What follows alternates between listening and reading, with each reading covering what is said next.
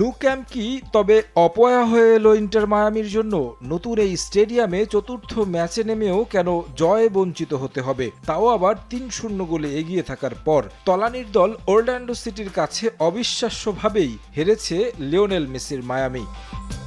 অথচ ম্যাচের প্রথম মিনিট থেকেই দাপট দেখানো শুরু করে স্বাগতিকরা। ৬৪% পজিশন, পাশাপাশি ২৬টি শট নিয়ে ১০টি লক্ষ্যে রাখতে পেরেছেন মেসি সুয়ারেজরা। বিপরীতে ১৩ শটের মধ্যে ৯টি লক্ষ্যে রাখতে পারে অরল্যান্ডো। টানা ৪ গোল করে সব এলোমেলো করে দিয়েছে।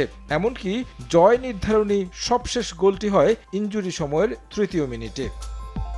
ম্যাচের ৪র্থ মিনিটে লিড নেয় মায়ামি। ফ্রি রোলে মেসির হয়ে বল পান তেলেস্কো সেগোভিয়া। তার কোনাকুনি ক্রসে হেড দিয়ে বল জালে জড়ান ইয়ান ফ্রে। ২৫ মিনিটে আবারও অ্যাসিস্ট আর্জেন্টাইন মহাতারকার। দারুণ বোঝাপড়ায় মেসির পাস থেকে গোল মুখে টোকা দেওয়ার কাজটা করেন সেগোভিয়া। ২-০ গোলের লিড নেয় ইন্টার মায়ামি।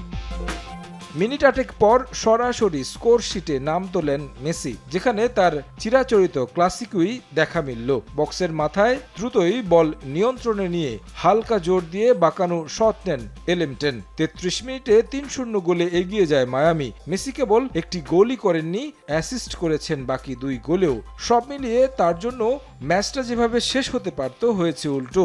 এখান থেকে ম্যাচ হারতে হবে তা হয়তো কল্পনাও করেনি মাসচেরানোর দল।